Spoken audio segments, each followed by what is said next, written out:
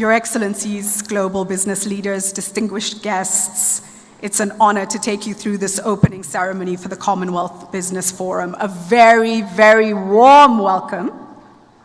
My name is Julie, thank you. My name is Julie Gishuru. I'm a passionate Afro-optimist, and I am the Chief Public Affairs and Communications Officer at the MasterCard Foundation, and it's an honor to be with you all. Now, this gathering comes at a critical point in time for the Commonwealth, for the world. This is an opportunity for us to engage, to learn, to share, to probe, to push the boundaries on our thinking, to connect deeply and purposefully, and to aim high. We face many challenges, we all know this, but we also have many opportunities. And how do we unpack this to deliver on a common future? That's why we are here. Before we go any further, allow me to invite the CEO of the Rwanda Development Board, Claire Akamanzi, to come up and make opening remarks. Thank you.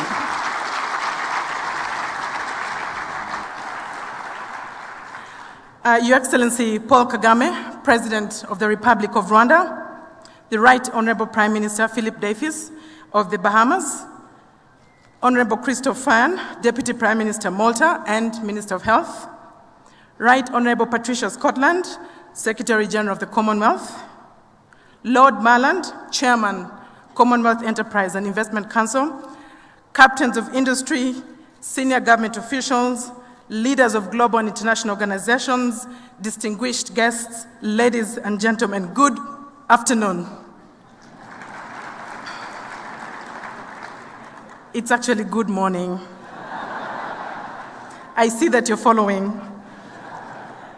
I am truly delighted to finally say, welcome to Rwanda, the land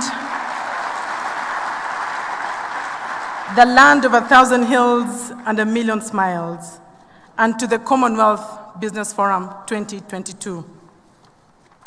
We waited a long time to host you, but the wait is over. We are glad that you're all here physically, showing the full strength and diversity of the Commonwealth. There's nothing quite like the power of in-person meetings for collaboration and engaged discourse. The Commonwealth Business Forum in Rwanda is truly a momentous occasion.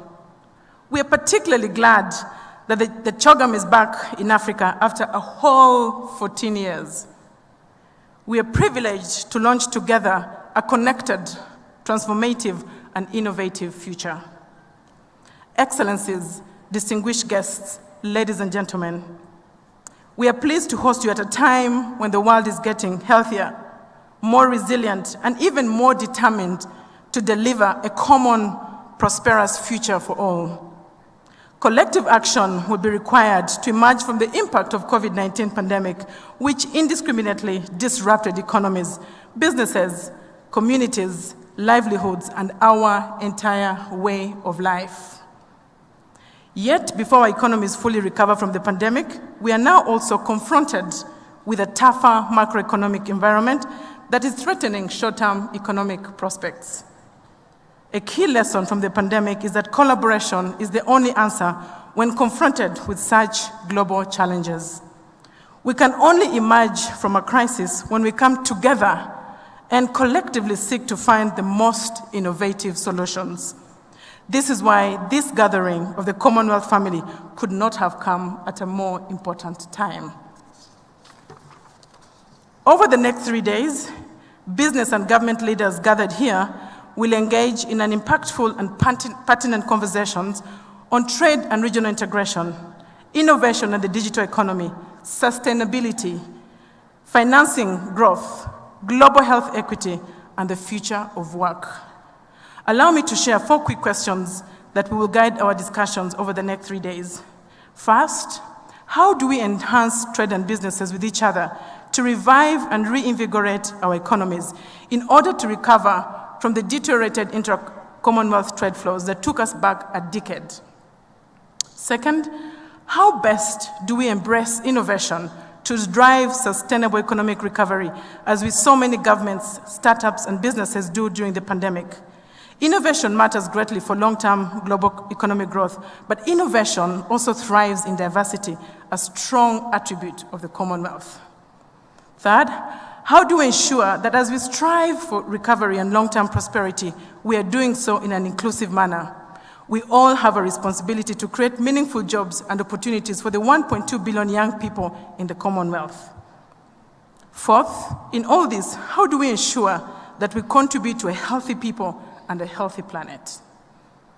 We are grateful to an exceptional cohort of conversation leaders at this year's CBF who are leaders and experts in their fields and who will share their valuable insights on how to deliver a connected, innovative, and transformed Commonwealth. We are further thankful to our leaders in the Commonwealth for including businesses in these critical discussions.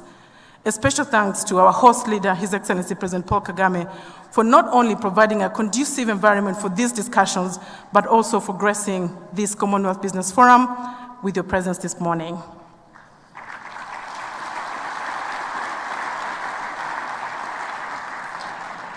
Your Excellencies, ladies and gentlemen, allow me to wish you a fruitful CBF 2022 and a wonderful stay in Rwanda. Thank you.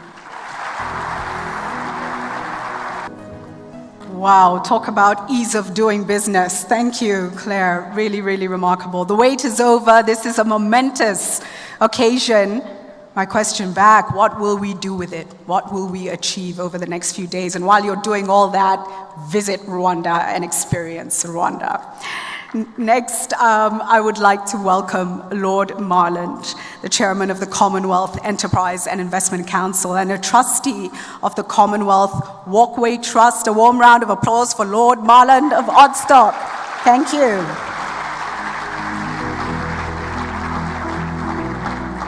Well, we've made it. Incredible, all of you.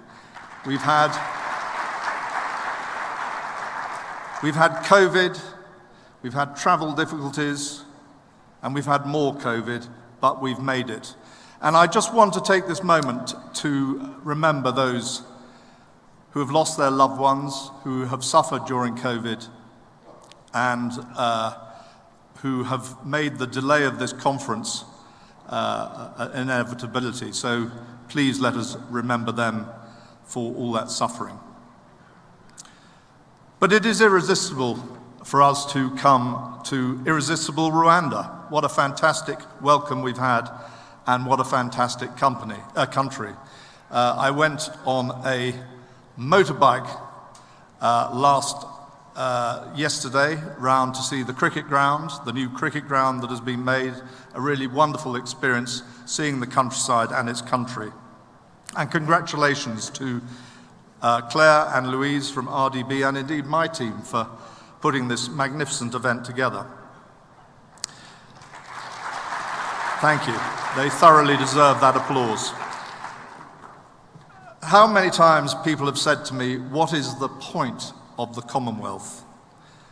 And if they wanted a good example of what the point of the Commonwealth, they should look no further than here. 1,700 delegates from 50 countries around the Commonwealth, all with a single endeavour. We have leaders of countries, leaders of business, millionaires, entrepreneurs, philanthropists, and royalty. Where else do you get that? And then, of course, we have in the audience all of us who would like to be one of those, particularly the royalty. This is the Commonwealth family. This is what is gathered for the next few days to celebrate and to create a future, and a big future, for the Commonwealth. And this is proper business. This is how it is done. Interaction, network, discussing, and trading together. For 3 days, we will talk enterprise, investment, because through these, we have prosperity, growth, and lifting people out of poverty. And these are going to be absolutely critical in this post-COVID era. And Mr. President, I'd like to pay tribute to you and your government of Rwanda, because you have created an environment which has embraced free trade, which has made the country secure and safe and has a rule of law that is enforced. And these are the three critical areas that are attractive for business. But most of all, Mr. President, I congratulate you on your vision that you recognise the Commonwealth is the future for trade and business, and the vision that you have for putting yourself forward to be chair in office for the next 2 years. And we wish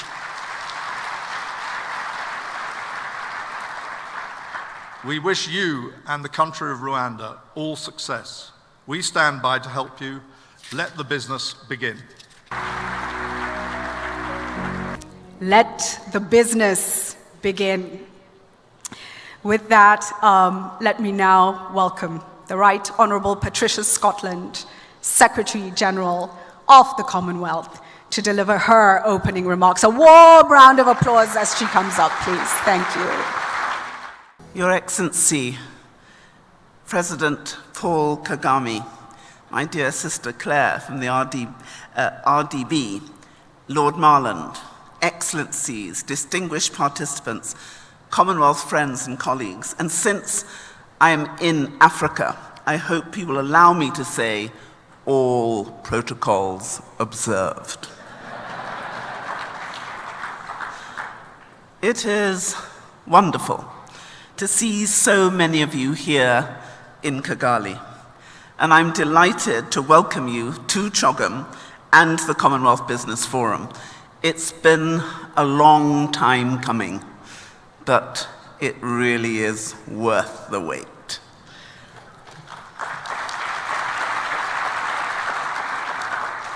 Our Commonwealth is a growing family of 54 nations, and it's home to 1/3 of the world, more than 2.5 billion people, 60% of whom are under the age of 30. So we are a young, vibrant Commonwealth. And our mixture of advanced economies, developing economies, and small states is spread across the globe. We are bound by values enshrined in our charter, values of peace, democracy, human rights, the rule of law, solidarity, collaboration, and mutual respect. We benefit from practical similarities in language, common law, regulatory coherence, and large and dynamic diaspora communities. If you look around us, we are one.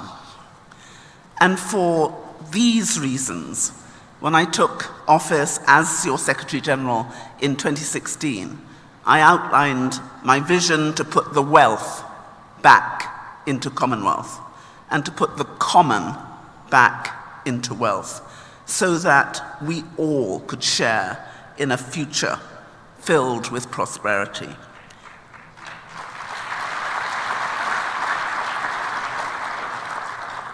And at the very heart of our mission, of all 54 countries, is trade, the lifeblood of economic activity and the arteries of the economic relationships between our Commonwealth member countries. And at the heart of our approach to trade is our shared advantage, the Commonwealth Advantage. The Commonwealth Advantage is built on the conjoining of values, practical similarities, and shared interests.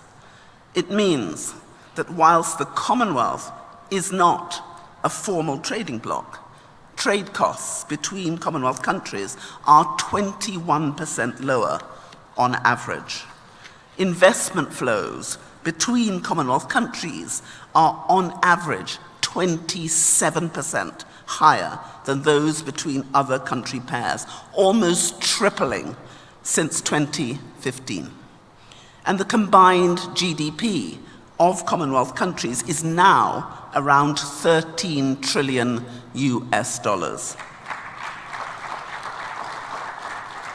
And it is estimated to reach $19.5 trillion in 2027, just 5 years away.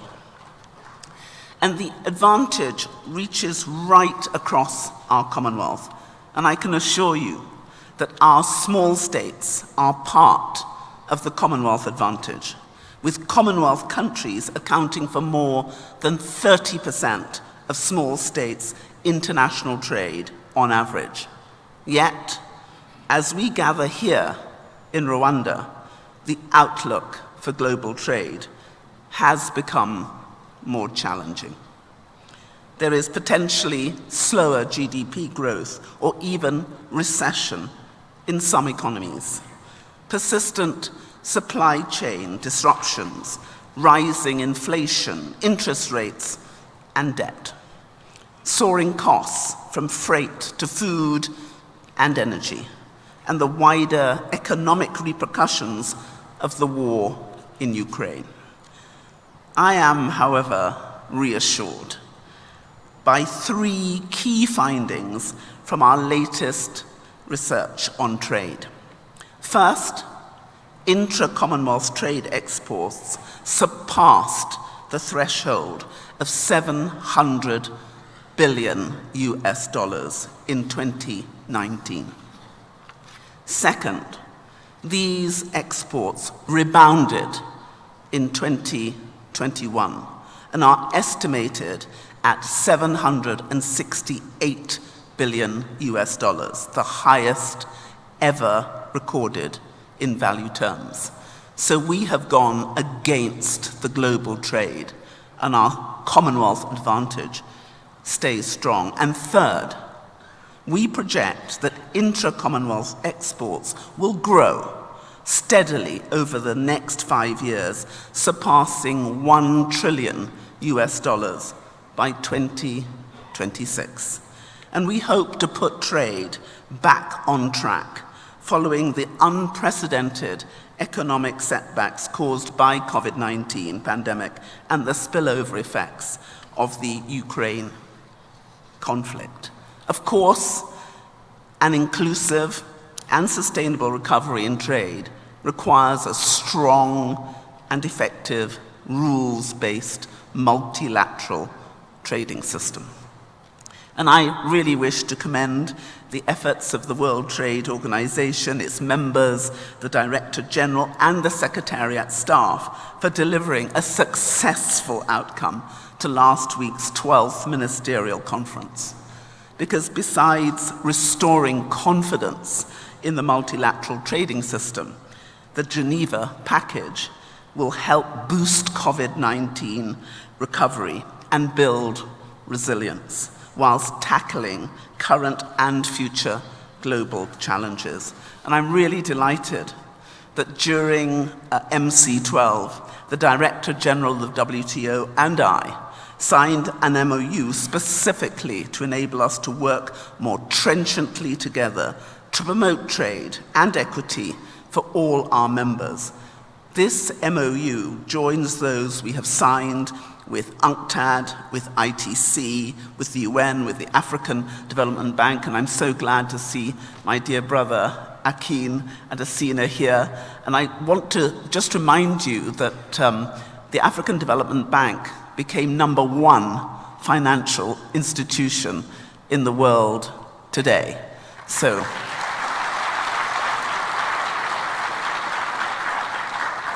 I think he really deserves that clap. And we've also joined with the Caribbean Development Bank, the Islamic Development Bank, amongst others, thereby and therefore strengthening and enabling the multilateral fabric to grow stronger so that it will benefit us all and improve our cost effectiveness and our efficiency. And it's clear from both the WTO and the Secretariat research that digital trade is an increasingly important part of our future, and the WTO and the Commonwealth believe that the Commonwealth can be the fulcrum for global good practice, regulation, and statutory certainty in this area. And we are working with all our member states under the Commonwealth Connectivity Agenda.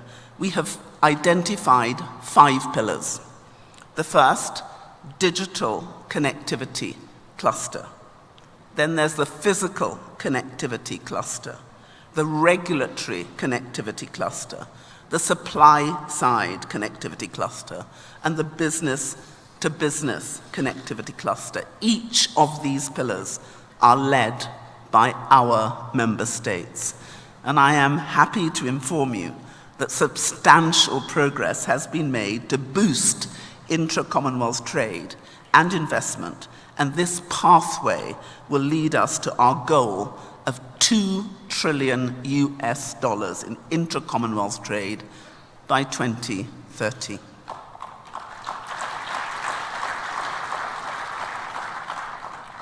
There are many opportunities for us to work together to boost intra-Commonwealth trade. But what we know is that we have to have solidarity, determination, and courage. And our member states are showing all of those elements. We are going to improve connectivity, enhance cooperation, promote regulatory coherence and interoperability, improve trade logistics and trade facilitation, break down barriers, leverage digital technologies and e-commerce, empower women and young people as entrepreneurs. And can I just say, no one, absolutely no one, has more intelligent, courageous, inspirational, wonderfully innovative young people than we. And they are kicking it out of the park. So I think there's an opportunity for us to seize the long-term benefits of green trade and the energy transition. And we are already working together on these issues, on all of these issues, through our connectivity agenda. We've got our Blue Charter, our Sustainable Energy Transition Agenda, and if the leaders agree, we will have our Living Lands Charter too. So those 3 Rio Conventions won't just be a dream. Our members are going to turn them all into the new reality. And there are other initiatives and programs to help boost trade recovery in a more inclusive, resilient, and sustainable way. And we also support small states to access trade finance through the Commonwealth Small States Trade Finance Facility. And I hope that this business forum, this long-awaited, glorious business forum, in the land of 1,000 hills and 1,000 opportunities, will really give us the opportunity to come even closer together, to redouble our commitment to enhance the framework for intra-Commonwealth trade, and to put the target to reach $2 trillion in intra-Commonwealth trade by 2030 beyond doubt. We have the ability. We have the opportunity. All we have to do is choose. And I'm so glad everyone here is making that choice. So I look forward to all that you will achieve, all the innovation, all the energy. And I know many of you will be looking at Lord Marland and wondering, how on earth did he get that tan? We need to give him a bit of competition, those of us of African heritage. And I thank you.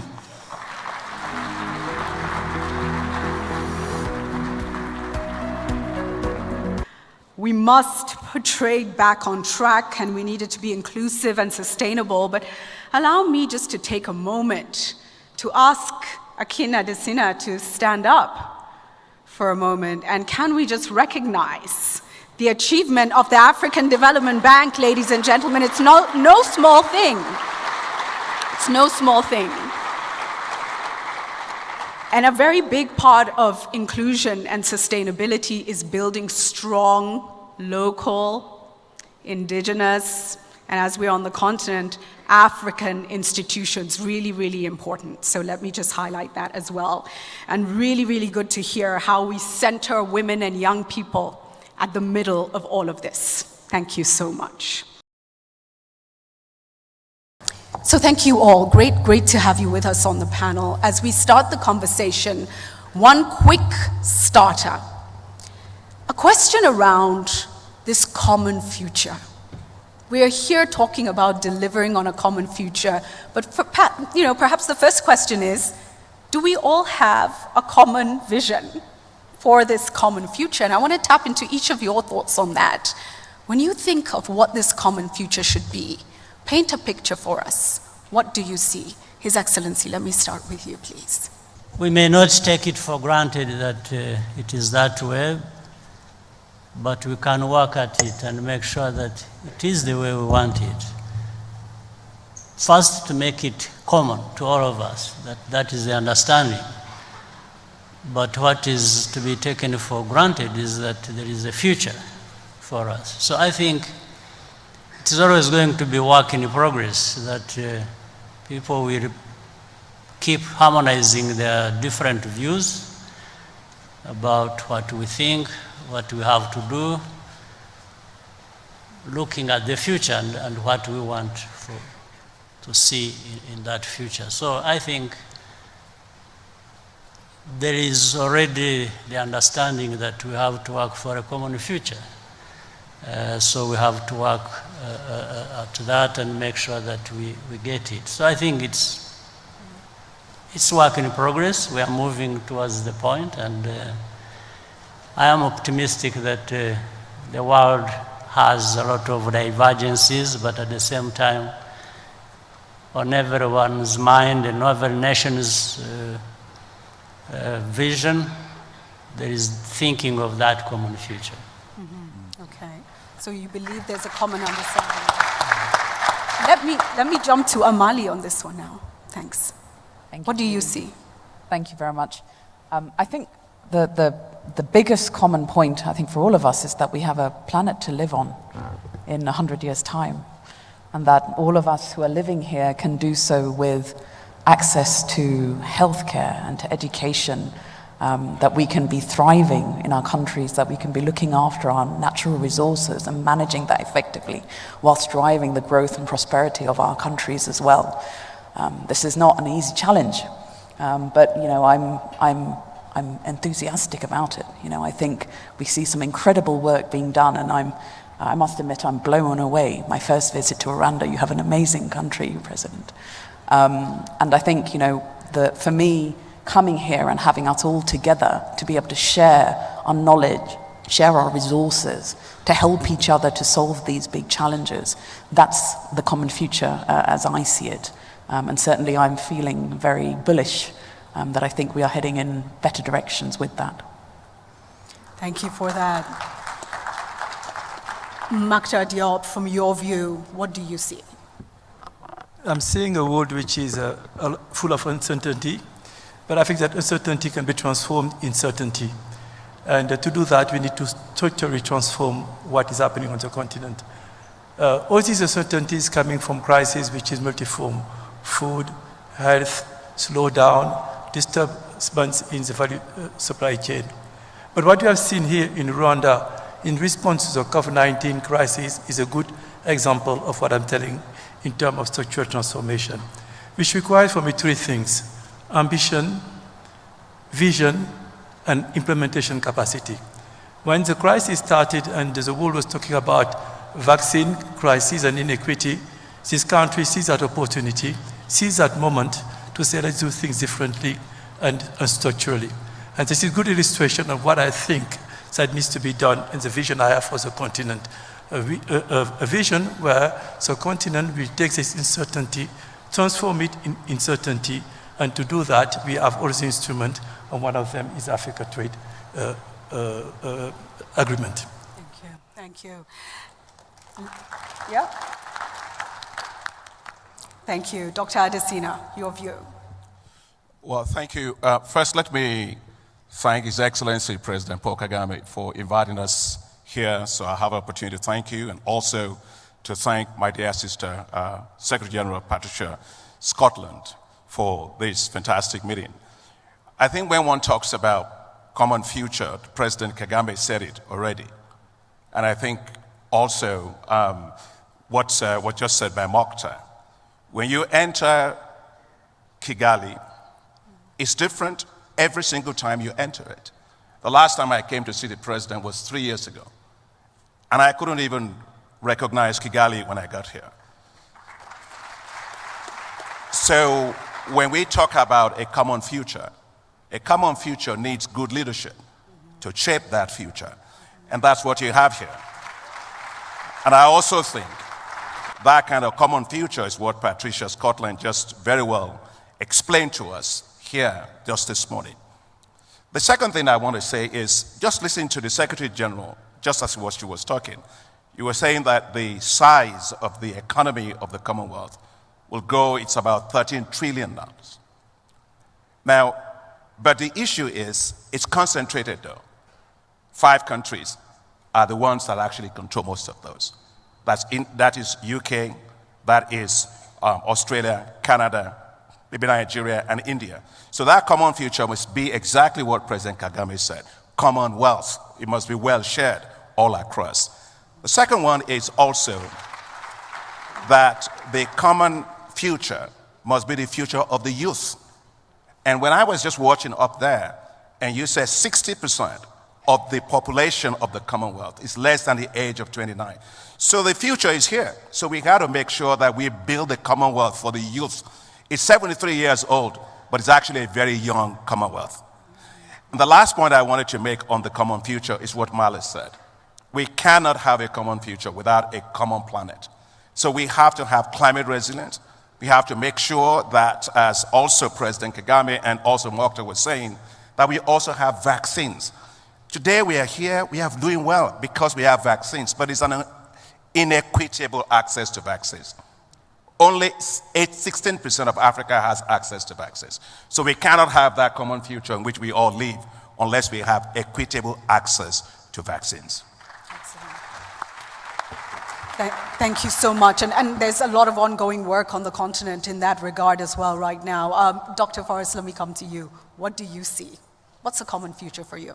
Well, I have to admit to being really excited about the vision that I see for the Commonwealth. And it's kind of encapsulated, I think, in my relationship with President Kagame. We had dinner together in my home not long after you became president at your first CHOGM, I think. And just to see the growth across the Commonwealth, but in particular in relation to human values, human rights, where we have to start is equal education outcomes, not targets, equal education outcomes for girls and boys. And of course, that removes any possibility of having forced marriage or childhood marriage or any form of modern slavery. We're not going to get there with those things which are dragging the economies down. But how to build the economies up? Well, I think the greatest way to build the economies up is just to come swinging back to vaccinations. We have to remove the fear of disease. That is for certain. We need to really prolifically invest vaccinations into Africa. But even more prolifically and even more certain and more permanently, we've got to invest in our children. We have to invest in girls and boys, equal education outcomes. And how then do we create this level playing field between developing nations, between African nations, Commonwealth nations, and the rest of the world? Well, it isn't through just continuously backing dirty fuels, continuously backing hyper expensive, the more you use it, the more expensive they become, fossil fuels. We have new technology breaking across the world. We have a huge new possibility for every member of the Commonwealth, particularly here in Africa, of very inexpensive. The more you use it, the cheaper it becomes. The more you use it, the more abundant it becomes. And that's renewable energy. Green electrons from electricity, green molecules like fossil fuel, but this time they don't destroy the environment. You can transport them everywhere. A transportable energy future like coal, oil or gas, but it's fully green, no harm, and the more you use it, the cheaper it becomes. Here in Africa, the Renewable Energy Agency of the world says you have 1,000 times more renewable energy than you're ever going to need by 2040. Let's capture that for the kids. Let's capture that for the economy, and let's capture that for equality. Thank you. Wow. That's an incredible statistic. Let me come back to you now, President Kagame. And when you look at the role of the Commonwealth on delivering on this common future, and I think we've mentioned the importance of leadership, the importance of, so at national level, country level. Talk us through the role of the Commonwealth and what we need to do better, what we need to lean into. Yeah, with the Commonwealth, we already have many things in common, indeed. Be it the language, be it the different systems, financial systems that would enable us to make investments, trade with each other, all together. So there is a starting point that is more or less, I would say, good enough. But we need to make it better. We need to keep making sure that the Commonwealth, when we talk about the Commonwealth, we actually mean the Commonwealth, not just that being common to a few of the many 54 countries.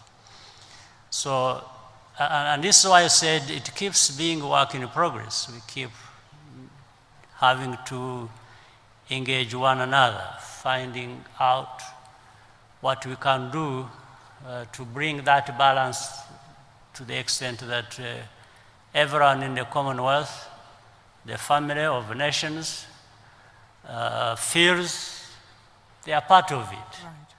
Right. No one is left behind. I think this is what we have to focus on. So that,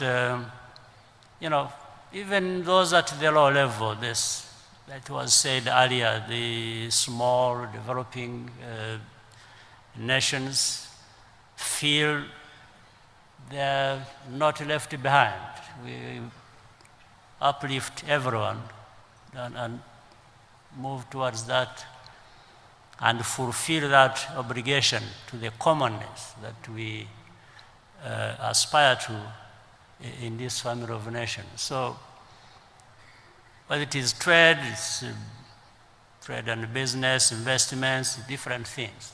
When other issues were talked about, health, we had this pandemic, we had a shortage of vaccines. At times, vaccines were there for fewer countries than the many that were left without for quite a long time. But at a certain point, of course, we were able now to see that flow to the people who were lacking in that. But the pace at which things move needs to be increased, and so that we give more value to the Commonwealth and the feelings of the people of the Commonwealth. Okay, so the pace is really important then. Please go ahead. And I think referencing also, so well put by the Secretary General, Patricia Scotland, earlier, how to put the common back into the wealth, ensuring inclusion, ensuring a feeling of belonging and value for the small as well as the bigger members of the Commonwealth. And thank you for that. Let me come to you now. As Managing Director of the IFC, Magdar, what kind of mechanisms for finance do we require in place to really deliver on this vision? No, thank you very much, Julie. I would like just to rebound of what President Kagame just said. I think that when talking about Commonwealth is a world in common, and he's been challenging all of us to be moving faster and to do our share, which is quite essential if we want to build this world in common. Let's take the case of vaccine. When the challenge came, President Kagame, with his vision and his leadership, brought the country to hopefully being able to produce very soon vaccine. What is the shared responsibility and commonality? Is the rest of the world now needs to buy this vaccine. Rwanda has done what it has to do, is to do the first step, to use its resources, to mobilize people, to organize that. But if the world doesn't come and buy this vaccine, we don't see that commonality arriving. And that's where I see the transformation of the continent. Let's take another example. We heard that Rwanda is producing EVs. We're talking about climate change. This is a contribution.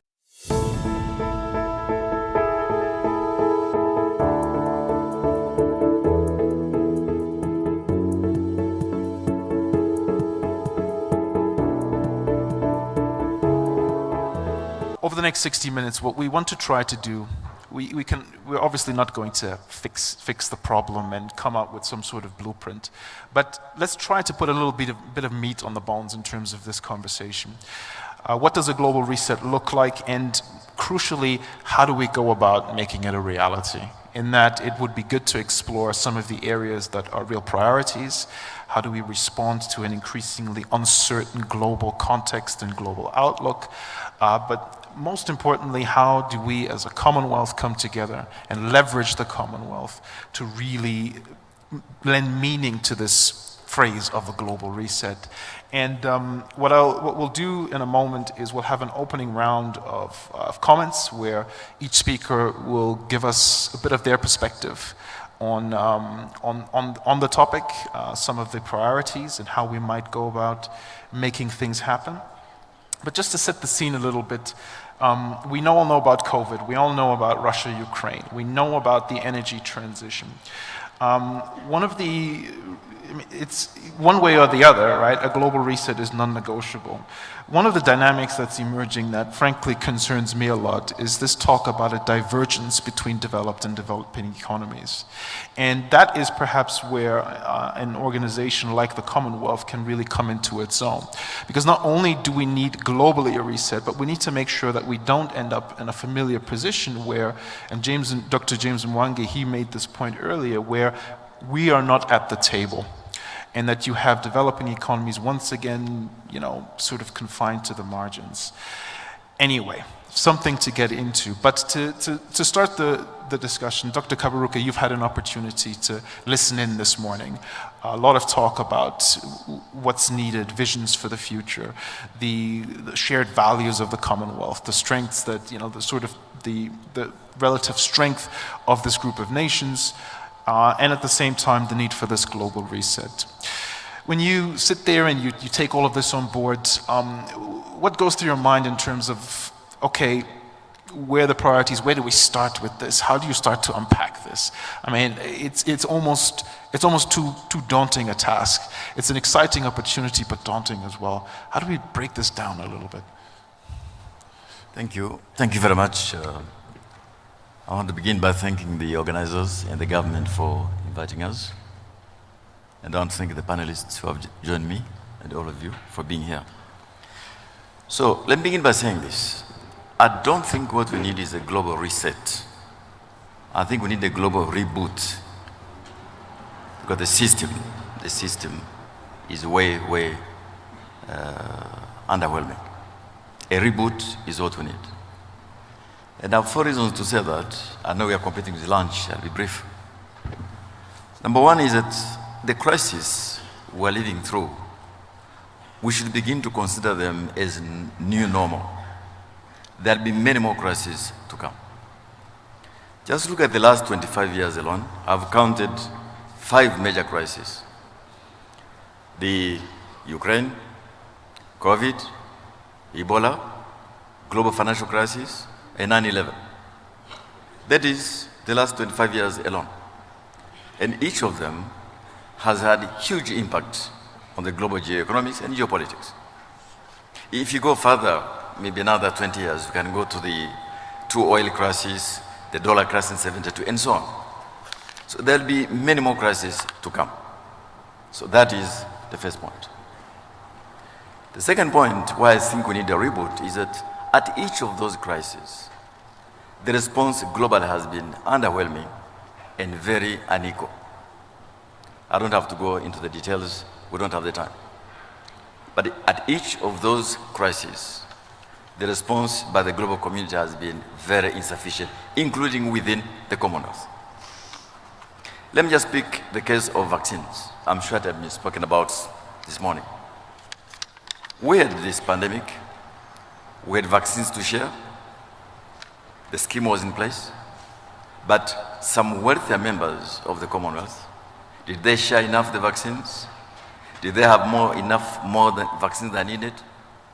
Did some countries in the Commonwealth impose export bans? All those things, we know them. So for the reason to do with the fact that crises now are becoming a new normal, they have always been, and that at each time the response has been unequal, as between what you call the global north and the global south. I'm not blaming the global north, I'm only saying what happened. I could say this at every crisis I've just mentioned. But there is a third reason. The third reason is that actually we have the means to do a reboot. Those means exist. You know, if you have seen the press this morning, the EU is talking about a $9 billion package for Ukraine, $9 billion. It will be 10-year grace period, 25 years to be paid back, and the EU will pick the interest rates on those loans. I'm sure the EU will be doing much more in the future. But I'm saying to you that wealthy members of the Commonwealth is now they deal with issues of energy security, increased defense expenditures, there's reconstruction of Ukraine and so on. Actually, when they look for means, they have them. Look at the trillions which have been put out during the global financial crisis. So the means exist. What is lacking is how to deploy those means in a manner consistent with the values of the Commonwealth. Now, the last reason I think that we need a reboot is that we ourselves, i.e. the lower income members of the Commonwealth, there is a lot we can do for ourselves, a lot. Nothing we can do, we should do. Let me just mention one and I'll stop there because Agnes is here. Agnes is a guru in agriculture. Everywhere you read in the last 2 months, it's about food security in Africa. It's about there'll be hunger and starvation. And I keep wondering why. Because 14 African countries actually produce wheat. Some of them like Zambia and Zimbabwe. The productivity of wheat was almost as high as that of Ukraine, even more than that of Russia. These African countries could produce, and yes, please will correct me, anywhere just south of 20 million metric tons per year. That is half of what we need. Just think if they could double the yield. If they could double the yield, we're at 54 million metric tons, exactly what we import from Russia and Ukraine. So rather than focusing on how do we get Russia and Ukraine to sort out the issues, to give us wheat, actually this is the opportunity for us to boost our own production of wheat and become part of the global value chains. Thank you. Thank you. Thank you very much. Thank you. So I do believe that for the reason to do with these 4 reasons I've just mentioned, crisis will always be there. I've counted 5 in the last 25 years, all right? Each time the global response has been unequal, even within the family of the Commonwealth. Third, the means exist. I'm sure my sister will be talking about the special drawing rights and what the wealthier members of the Commonwealth could have done to recycle the special drawing rights. And finally, that we actually can do things ourselves instead of always being the receiving end. Sorry for being long, but I thank you. Please. On the contrary, Dr. Kaberuka, thank you for such a frank, honest intervention and some really critical things that stand out there. I agree with you. Crisis is the new normal, and that should be the basis for a reset, but also the unequal response to global crises. That's something that should not be lost as part of this discussion.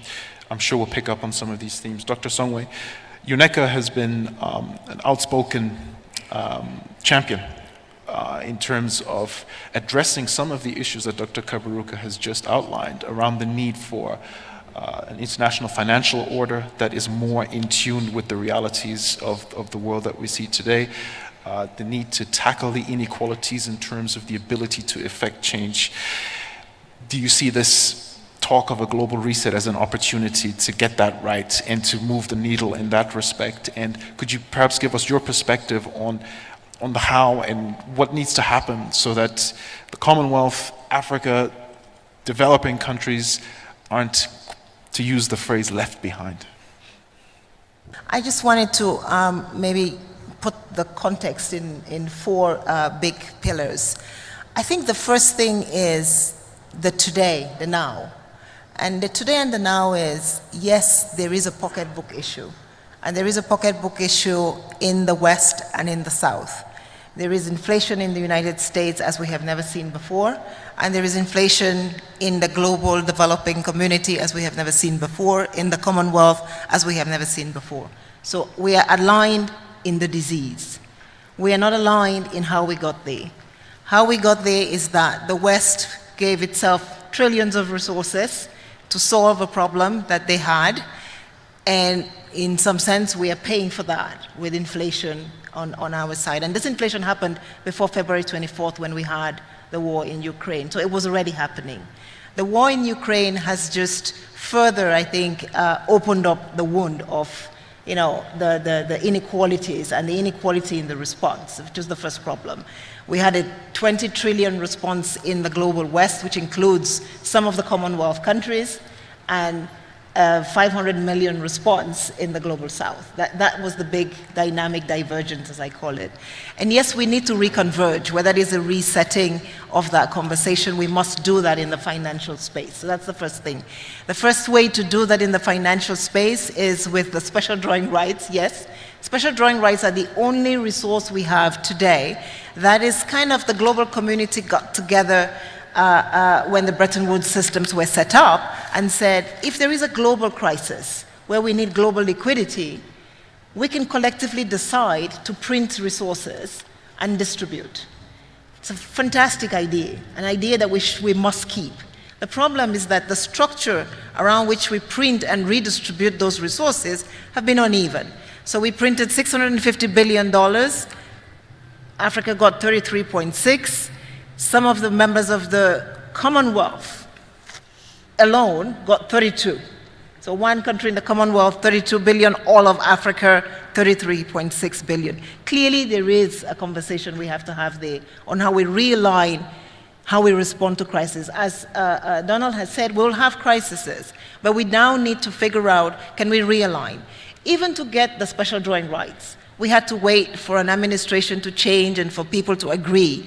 I think we are in a world today where we can more or less say, if we have a crisis that is systemic, if it's hitting 400 million people that are going to bed hungry, then we need an automatic response. So we don't have to wait, we can trigger. In the financial sector, we have triggers. I think in this kind of global environment, we must set new triggers on how we release additional resources. Secondly, we all talk about Ukraine. Ukraine is the 5th largest exporter of wheat. Ukraine feeds 400 million people. Clearly, on our continent, we can feed 400 million people. We can produce wheat on our continent. But as we know, we don't have the resources. We don't have the investment. We have not upgraded our agriculture infrastructure. And we must do that. The GDP of Ukraine is about $156 billion. The GDP of Egypt is $363 billion. It's double. Why is Egypt importing all of its grain from Ukraine? Or Egypt could sublet to Zimbabwe or Zambia. And that is the secret of the African Continental Free Trade Area Agreement. If Egypt were to invest in Zambia, Zimbabwe, Tanzania, Uganda, we will have grain production on the continent, or maize. And again, so again, that is the second reset. We need to begin to, as Janet Yellen talked about, onshoring. I am a believer in the fact that when we come out of this crisis, we will still trade. But we do need to come out of this crisis trading differently. And talking about trading differently, I think this morning we heard a lot about, and this is my third point, climate change and energy. Let us be clear. Africa cannot industrialize if Africa does not have energy. This is unequivocal, and this we must do. Now, the conversation on renewable energy, as useful and as interesting as it sounds, Africa cannot produce energy without sufficient base load. We need deep energy. We need gas on this continent to be able to, and actually, if we were able today to triple our use of gas, we will increase our use of renewable energy 38 times over. So the conversation that we seem to have a lot about Africa must just do renewables is a conversation that ends no way. We cannot do renewables if we do not have base load. Hence the conversation around gas as a just transition for Africa. There is no way that we can tomorrow just have renewable energy if we cannot power our basic grid. And I think this is a particularly important conversation, again today, because as we see, Europe imports somewhere in the order of $180 billion worth of energy from Russia. If we start asking ourselves, if Europe were to diversify its gas investment, maybe only 7 billion, maybe only 10 billion of gas investment into Nigeria, into Egypt, into Cameroon, into Algeria, we will have that investment that is needed to get Africa to where it needs to get to. Unfortunately, foreign direct investment into renewable energy on the continent is 1% of the 359 billion that comes to the continent today. So if we were to talk about renewable energy and if we were to talk about repowering ourselves, again, as Africans, we must make the case for gas as a transition energy, but more importantly, how we use and sell gas and trade gas with each other. And finally, as a Commonwealth collective of nations, $13 trillion GDP. What can we do with $13 trillion? Must be the question, right? We have to continue trading. We've seen that we trade 27% more with each other. We have seen that there is more investment in the Commonwealth. But where is that investment going? How much inequality is that investment creating? And can we ensure that when we have crises, the Commonwealth can actually come together in a digital space that works more effectively for each other? And digitization is really what is going to be the final push, where we have the investment, where we have the knowledge, but we must protect the knowledge not only that is created in the developed Commonwealth, but in the developing Commonwealth. And that is the last segment of that. That is the youth and protecting their innovation, protecting their capacity to be able to transform this continent and the Commonwealth generally as we go back into trade, because again, we are going to finish with trade. We must trade with each other to come out of this crisis. We must trade better on energy. We must trade better on agriculture. We must certainly exchange better in the financial and global structure that we have today to be able to get to where we need to get to. Thank you.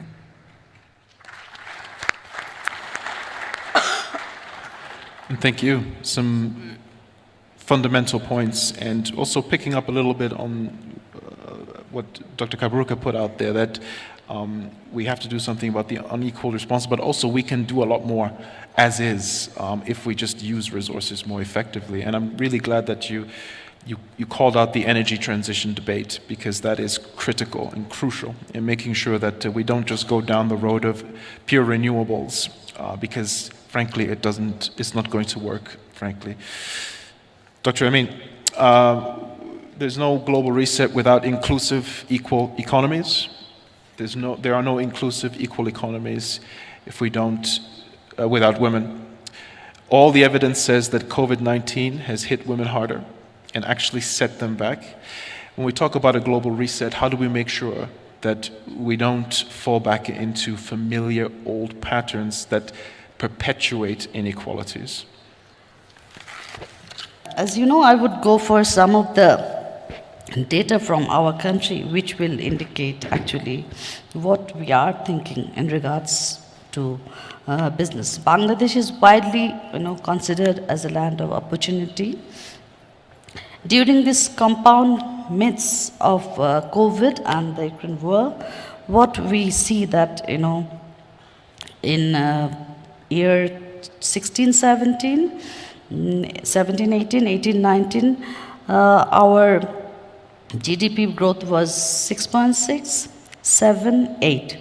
But recently, it's 6.94 in 2021. What we have, GDP exceeded Taka 39 lakh crore. Per capita income has become USD 200,824, which shows that during this midst of crisis, we are trying to maximize our export in the garment sector and trying to keep our GDP in a stable condition. And we really thank our government for keeping timely decisions and measures for business. And as we know that Bangladesh economic transformation has been an outcome of prudent policy we have taken, and which was actually based on globalization, focusing mainly Commonwealth and using comparative advantage in labor-intensive manufacturing, innovative non-state actors, a prudent macroeconomic policy framework, and also Bangladesh largely immune from economic crisis, including the 1997 Asian financial crisis, the 2008 global financial crisis, though at a cost of limited integration with the global economy. Supported by a regulatory environment that provides labor market flexibility, Bangladesh has established itself as the world's third largest exporter of ready-made garments. Other sectors are showing promising prospects of global consumer supply chains diversify away from China. Bangladesh pharmaceutical industry, for example, is thriving and could expand its global presence with appropriate policy support, including greater security and integrity of patents and intellectual property rights. The startup space is buzzing with activity, which includes women entrepreneurs, especially in e-commerce and fintech. Bangladesh has reset 2,000 digital commerce sites and 50,000 Facebook-based outlets, which deliver around 30,000 products every day. Bangladesh digital commerce market is estimated, near about 1.6 billion, ranking 46 globally. So, and is predicted to nearly double to 3 billion into 2023. So, I don't know whether you have the idea that women in Bangladesh doing business, they are using this digital market, virtual market, this Facebook market to promote their product nationally and internationally. So they will reset this platform to develop their crisis or overcome the challenges. And also, distinguished participants here, I would like to share that as we move to the next level, more local and foreign investment is required. Definitely from Commonwealth countries, in greener technologies, in modern production methods aligned with 4IR, in manufacturing sector, investment in research and development is also required for sectoral development. Bangladesh is becoming a very attractive destination for FDI in South Asia due to 3 reasons. Number 1, substantial potential market size due to high density of population, rising purchasing power of the population due to emergence of the working middle class, and the bright future economic prospects due to high GDP growth rate. And Bangladesh is one of the promising economies with a large domestic market, availability of labor with competitive prices, low utility charges, 2 seaports, and a potential deep sea port facility, long-term tax holiday, 100% repatriation facility and easy access to largest regional markets like South Asian, different other countries. Bangladesh is one of the promising economies with, long-term tax holiday they are providing. Also, they are trying to establish comprehensive infrastructure to facilitate investment within this Commonwealth region. And so also we have got 100 special economic zone, high-tech park, nuclear power plant, metro rail, LNG. So, I know we are in the compound crisis in the midst of COVID and war, but still we are being optimistic that if we can reset our goal and if we can include our women in the process, as you know that 50% of the women in the world are contributing to global economy. So we really need to, if we need to go further, we need to, or reset the objective, we need to include women in business for the betterment of Commonwealth countries as well as global perspective. Thank you so much. Thank you, Dr. Amin. Dr. Kalibata, you are very much in the crosshairs of what's happening globally right now. We hear about a food crisis daily. Food security was an area of concern before COVID, before Russia, Ukraine. It has now become an emergency.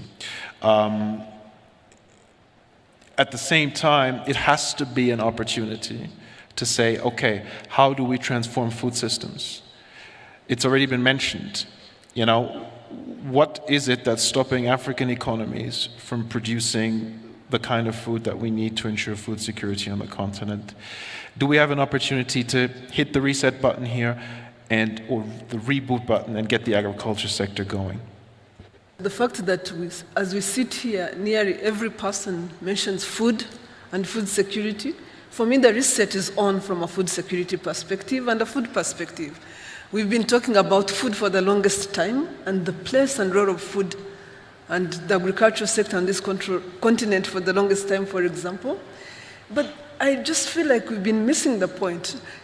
I mean, would I have made it to this meeting if it was just about food security? Maybe not. Why?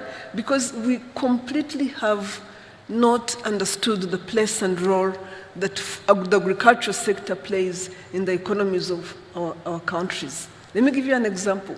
65% of our economies, of our populations, live in the agricultural sector. So how do we expect to get economies in anything going if these people have no spending power? If we have no capacity to get 65% of our population spending? So for me, that's the biggest reset. The fact that we are talking about it maybe will help us understand and realize that for every big economy that is out there, there was something called an agricultural revolution. That agricultural revolution actually did put the centrality of the agricultural sector at the center of these people's economies, and that's how they moved forward. So Donald was talking about wheat and why we don't produce wheat in Africa. Our farmers are not participating in our economies. If you look at our roads, infrastructure, for the longest time, most of our roads were going to copper mines, to gold mines, to wherever, not to communities where farmers are working and farming. So I think for me, the global reset has to be that we see the place and role of the agricultural sector on this continent and the fact that we can actually use it to move economies forward. The Food System Summit was called in, and put in place because the Secretary General saw an opportunity to actually raise the consciousness of all of us, especially following climate change, to really bring in and provide an opportunity for inclusivity, again recognizing that millions of people sit in the food sector and they are not benefiting from this sector. Instead, marginalization is increasing over time. So what do we need to be doing to ensure that this sector becomes the sector it is supposed to be?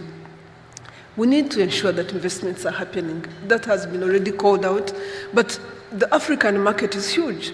Why is it served from outside? No, markets, believe me, but I am for farmers at the same time. We need to make sure that African farmers can participate in markets. The truth is, most of the agricultural sector out there is supported by huge subsidies that if they were not there, every farmer out there would be struggling as much as African farmers are struggling.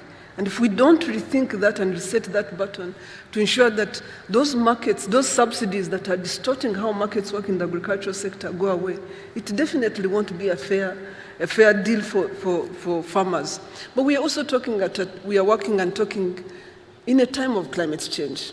If we don't address the question of strengthening the resilience of farmers, the resilience of the agricultural sector itself, the resilience of farming landscapes, it's going to be very difficult to make this sector productive and to ensure that it becomes part of the economies that we are trying to move forward. Yet the ability to create jobs, the biggest jobs probably lie in this sector, especially, as Vera was saying, if we use the opportunity that comes with digitization, the ability to push information out there is so much faster. The ability to create markets using digitization is so much faster. The ability to connect communities irrespective of where they are in the world is so much faster. So for me, the reset is sitting in our midst. The thing is, we work with smallholder farmers. They can't invest on their own. They need public sector to work. They need governments to work.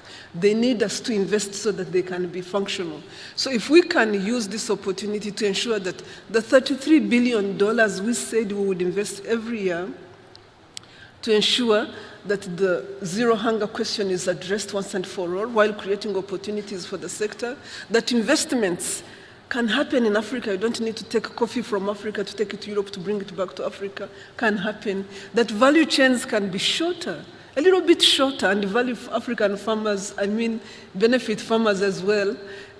That opportunity would be a win-win because, coming to invest in Africa is still an investment, right? An opportunity to come here and work with farmers here and invest in developing the agricultural sector here is still an investment. It's an opportunity that has been missed. So for me, if we can start looking at what the food system opportunity offers, all the way from working with smallholder farmers. I work with smallholder farmers in Agra. We know that every farmer that has access to good seed, fertilizers, will have improved yields. But what will they do with it if markets don't work? So the thing we can do together with the Commonwealth countries, all of us, is to rethink markets and ensure that these markets are positioned to allow some of these people that are working in the sector to actually take advantage of.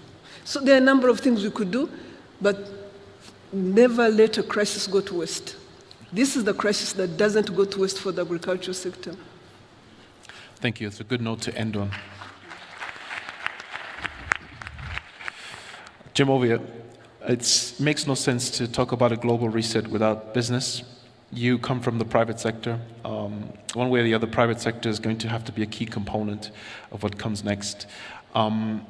Listening to your fellow panelists, where do you see the opportunity to leverage the Commonwealth and leverage the private sector to help to drive this global reset? I feel very pleased to be invited here today. First of all, I like Babaruku's initial remark when he said we shouldn't be talking about just reset, it should be a reboot, and I wholeheartedly agree with him. In fact, let's look at several years ago, very young boys that set up, if you will, small technology companies. Microsoft, Bill Gates was just 21 when he set up Microsoft, and he became a billionaire at the age of 21, a millionaire, please. And therefore, now, what's the size of Microsoft today? Microsoft is almost $2 trillion in market capitalization. Bill Gates is still young, in his 60s, and Amazon is about $2 trillion. And these are companies that started very young as startup companies. Facebook, we all know about Mark Zuckerberg. Facebook is about $500 billion US. That's larger than the GDP of many rich African countries. Of course, I know it's larger than about the same size as GDP of Nigeria, where I'm from. And many African countries, their GDP cannot even equate the size of one company in the US, and that is Mark Zuckerberg's company and all that. Now, what do we compare with in terms of comparison? In terms of, look at the fintech companies that the young boys and girls are setting up in Africa today. Let's pick 3, 4 fintech companies. Flutterwave, many of us probably are aware of Flutterwave. It's $3 billion US. These are the youths. These are boys and girls who are just in their early 30s. Move from there to Paystack. Paystack, I know personally the founder of Paystack. He's about 35 years old. These are youths, and these are the ones we are using to compare with the likes of Google, with the likes of Facebook, Amazon, and so on and so Alphabet. These are the companies that are ruling the world today. Do we have any comparison? Yes, we do. The companies I just mentioned today, I'm sure some of them are already leveraging their strength, even in Rwanda today. How do we continue to support and encourage this? That's where we come in. Zenith Bank, for example, we are funding, financing, and encouraging these very young stars to grow and to leverage into the future. Now, if we continue to talk about reset, reboot, we are already doing that in many different ways. We may also be talking about what we do about agriculture, about food. Africa, or many Commonwealth nations, particularly Africa as a continent, all we have mostly is raw materials. We have very fertile land in many African countries. And in fact, many European countries don't have as much fertile land as in Africa. They really don't. They really don't. They import cocoa from Ghana, from Nigeria, from Côte d'Ivoire, from Ivory Coast, from Gabon, to make chocolate, to export back to us 10 times the price. And I love the comments of the president of Ghana. He said he will start making chocolate in Ghana. He's not going to start continuing like the past, exporting cocoa to Switzerland and so on. And he's doing that. I know at least 1 or 2 chocolate manufacturing companies today in Ghana. That is a reboot. That is a reboot. If you like, you may call it a reset. That is the only way we can leverage into the future. And talking about our fintech, our young IT guys, our technology guys, the kind of technology they are using now to deploy for the future, leapfrogging, is the area that we need to look at. It's the kind of funding, financing we need to encourage. I love the statement of Akin, the president of African Development Bank, financing the youths. And he was very proud to indicate that before end of this year, or was it before end of this month, the youth funding, financing, structure and apparatus had already been set up in African Development Bank. And they had done quite a number of the activities here in Rwanda and many other African countries. That is a global reset, reboot, if you will, that we need to start looking at. Thank you, ladies and gentlemen. And thank you very much, Jim Ovia. Now, time does what it does, and it refuses to stop, which means that I've been told we have 2 minutes left. It goes without saying that we have barely scratched the surface here, but just to sum up, I think some very important themes have come through in this conversation. One is that crisis is the new normal. And I think that is an absolute critical takeaway here, that whatever you think a global reset looks like, it has to understand that uncertainty and volatility is here to stay, and you need to be prepared for that. we're on unequal footing. Some countries are going into these crises on a different footing than others, and more importantly, coming out of them. So we need to pay attention to that, and we need to do something about the inequalities that are bred into the global structure and global system.